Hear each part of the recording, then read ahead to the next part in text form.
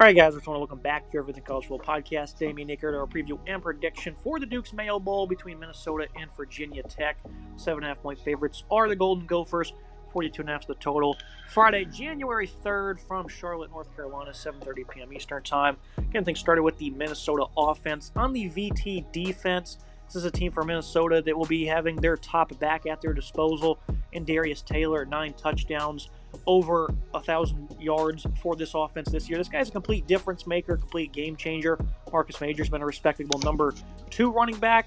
Going up against the Virginia Tech defense, that's been respectable this year, but hasn't been great. 145.4 yards per game allowed versus the run over the last month of the season. They did pretty good, especially against some very respectable attacks. They played GT, Syracuse, Clemson.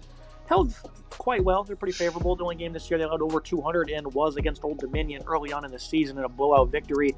So this is a good defense against the run for the most part. They're going to be without their top star, Antoine Powell-Ryland, though, off the edge.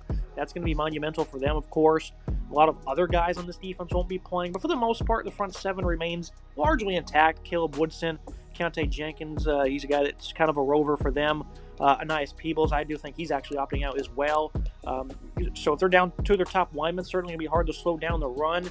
Jaden Keller, their top linebacker, with 76 tackles, has had a good year as well. This matchup seems to favor Minnesota, Nick, and the motivation for Virginia Tech with all these opt-outs and transfers might not be that strong compared to Minnesota, who I know is going to come out and compete.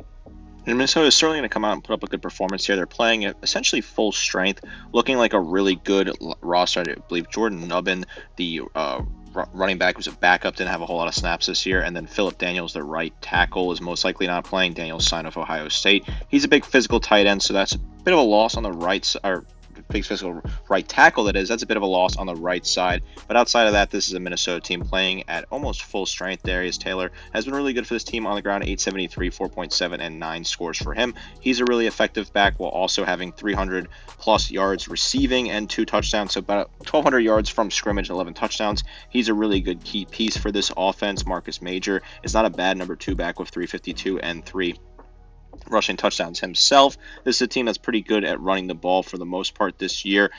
About 100 yards per game on the ground, about 1.5 touchdowns per game. So obviously numbers you were hoping a little bit higher if you're a Minnesota fan, but still not bad numbers at all when you look at the Virginia Tech defense. They're losing a lot of key pieces, including Antoine Powell-Ryland, who is just a really big physical player for this team with 19 tackles for loss and 16 sacks. That's a lot of production that's missing, and it's certainly a concerning amount of production to lose. Jaden Keller has been great for this team, 76 total tackles, 2 tackles for loss, a pass breakup, 2 fumbles recovered. And Caleb Woodson, another linebacker, 67 total tackles, 8 tackles for loss, 2 sacks, a pick, and a pass breakup for him. Really good numbers. While Keontae Jenkins has been solid at safety, they move him around a little bit. They play him in the slot, play him inside the box occasionally. 65 total tackles, 10 tackles for loss, a sack, a pick, and 4 pass breakups for him.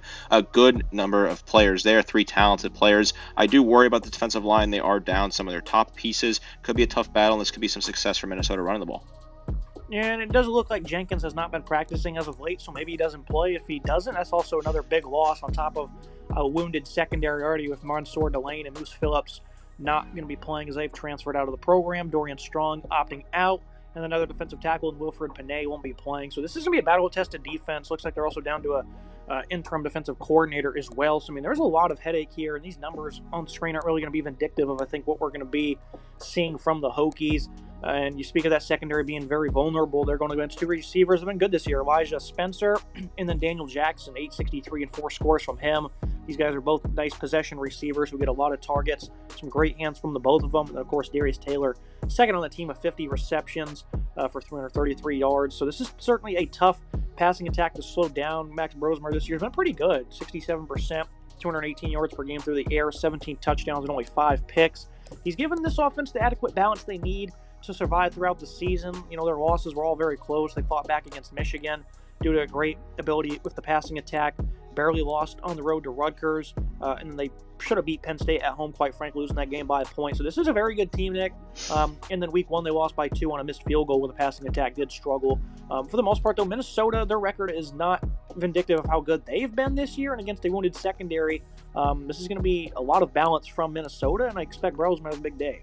I do like what this offense has done. 221 passing yards. Max Brosner came over from University of New Hampshire. I was really impressed with the film when he came over. I said this guy could really be really good at the next level. He played good football at the FCS level. They plugged him in. He had a great season. 66% comp rate, 2,600 yards passing, 17 touchdowns, 5 picks. He's protected the ball, been really good at making sure the ball is, out of harm's way, playing good, confident football. I really think he's been a really good quarterback and a good leader for this team. I believe he's returning next year, so that is a big returning piece for this Minnesota offense. A good player there. Daniel Jackson at wide receiver, top pass catcher on this team, 75 grabs, 863, 11.5, and 4 scores, about 70 yards per game. For him, Elijah Spencer, 603, 13.1, and 4 scores. Darius Taylor, 302 scores, while Jamison Gears, the tight end, has 4 touchdowns in the red zone, 251 from him as well. So a nice, high volume unit playing against a Wounded Duck secondary. Looks pretty good. I like what I've seen out of this offense. Certainly the passing attack, I think, has been really strong this year. They're confident. They're playing good football, over 220 yards per game through the air. I expect another big day for this offense. Now we move to the other side of things. Virginia Tech's also very dampered on their offensive side of the ball throughout the year. Pretty good unit, though. They have balance, and they also put up 30 points per game. Didn't come anywhere near the expectations we had for him, though, and that starts with Kyron Drones. Doesn't look like he's going to be available for the bowl game, so we can probably just go ahead and skip over that. Colin Schley, the backup, he put on some nice performances. The one against Syracuse, well, I guess that's really the only performance, but that was a close game. They had a chance of winning there late. He also ended the year injured, so it'll be either him or Papa Watson at quarterback, it appears. Watson, the freshman, played in the last 2 games of the year, a close loss against Duke, and then they were able to beat Virginia with ease. He had 254 and a touchdown in that one. Had an interception and completed less than 50% against Duke, so not much that we've been able to really see from him. And then, he had 11 attempts rushing, 48 yards, and a score against Virginia. So it looks like he's a bit of a dual-threat player. Bring a lot to the table for them. Top running back, Bashal Tuden. Doesn't look like he's going to play. That hasn't been confirmed yet, but I don't think he's going to. That means they're going to be down their top 2 rushers. 3 out of their top 4 as well, because Malachi Thomas is in the portal. Jeremiah Coney, a freshman with only 169 yards and no scores. That means they'd be turning to him.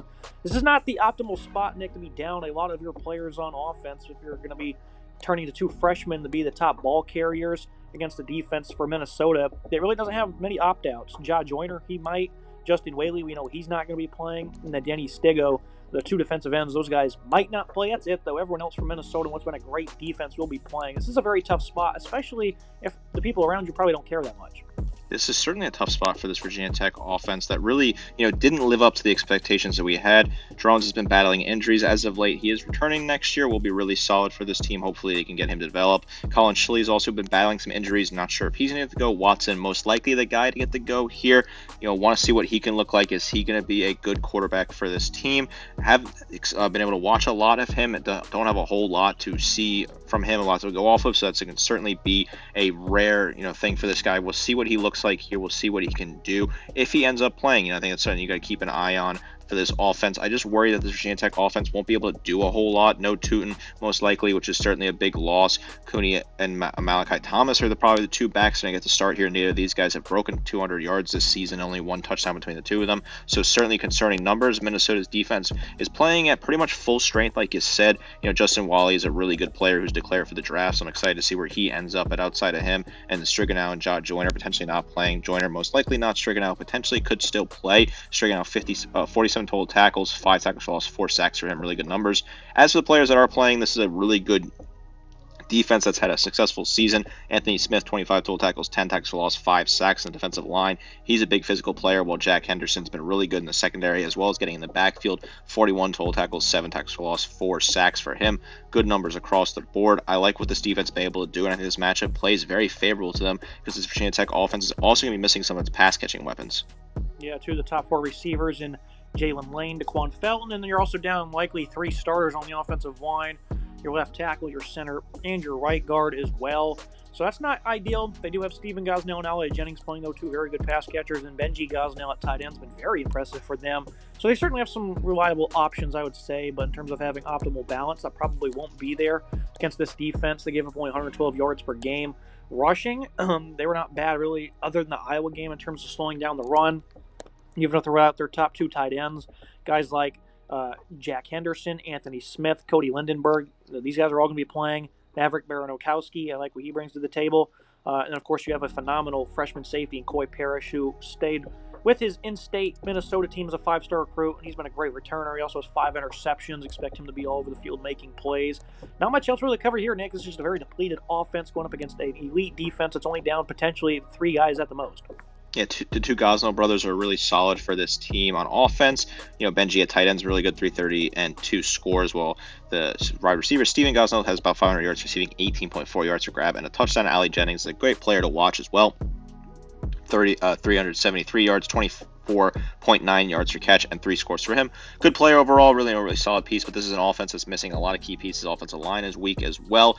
Coy Parrish has been really good. The 5-star out of Minnesota has been phenomenal. 42 total tackles, 5 picks, 2 pass breakups, really good. Ethan Robinson has been really good at DB as well. 8 pass breakups for him. 41 total tackles, 3 tackles for loss, 3 picks. This is a ball hawking unit, right? They get up there, they get interceptions. Cody Lindenberg, the leading linebacker, 94 total tackles, 5 tackles for loss, a sack, a pick, and 6 pass breakups. Really solid player. Kerry Brown's also a good piece in the secondary. 59 total tackles, 3 tackles for loss, 2 interceptions, 3 pass breakups. Good numbers there. I like this Minnesota defense. This is a phenomenal unit. 17.5 points per game, going up below 300 yards per game as well. Number 18 in the nation against the run. Really good against the pass. 16th against the pass. Top 20 in run defense and pass defense. Really good numbers. I like this defense a lot. And playing a Wounded Duck offense, you got to like their chances here. Moving us to the final thoughts and the prediction of the Dukes Mayo Bowl. This one should be a cakewalk for Minnesota, quite frankly. I mean, it's been, over a month since these teams last played. For Virginia Tech, it's hard to find motivation when you're injured at certain spots. Other spots, everyone's leaving. They got like 25, 30 players that are in the portal. So, I mean, the depth is going to be incredibly tested. There'll be a lot of young guys out there, and sometimes maybe they can provide a spark for you because this game does mean something to them. They're trying to earn playing time and potential NIL deals. I think Virginia Tech here, this is going to be a tough matchup for them because Minnesota, they're only down to a couple of their top players at most. And as, a culture, they're going to care about this game, I think, more than the Hokies do by a significant margin. So I have them winning by 18, covering that 7.5-point line. It should honestly, be much heavier. Final thoughts from you.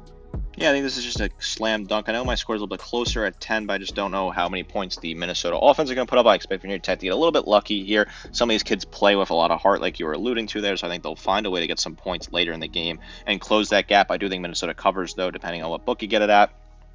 Makes a lot of sense for me. This game kind of at an awkward point after the college football playoff, after the new year, kind of a weird part of the schedule. The schedule's a little messed up now for bowl schedule. So you have this game on this Friday night. I think it's worth watching, right? If you got nothing going on, I think this is a game to tune into because I think Minnesota's defense is certainly worth watching. And Max Brosmer, if you haven't seen him play this year, is a really competent quarterback that's been playing really good football and worth watching. I do like what the offense can do on the ground as well for Minnesota. I like the Golden Gophers here. PJ Fleck's a good coach. He's good at building a good culture up there. Virginia Tech, a lot of question marks for them going into 2025. What will that look like? They're returning some pieces, but they're losing a lot in the portal as well. I have a ton of question marks about them long term. Minnesota, I feel pretty good about long term, right? This is a 7-win season right now, potentially get to an 8-win season. I think that's pretty solid. They're heading in the right direction. I think they're building something up there in Minneapolis. I like what I've seen. I think this is going to be a nice opportunity for them to cap off the season with a nice bowl win. For today's episode, make sure you guys like, comment, subscribe. See you next time.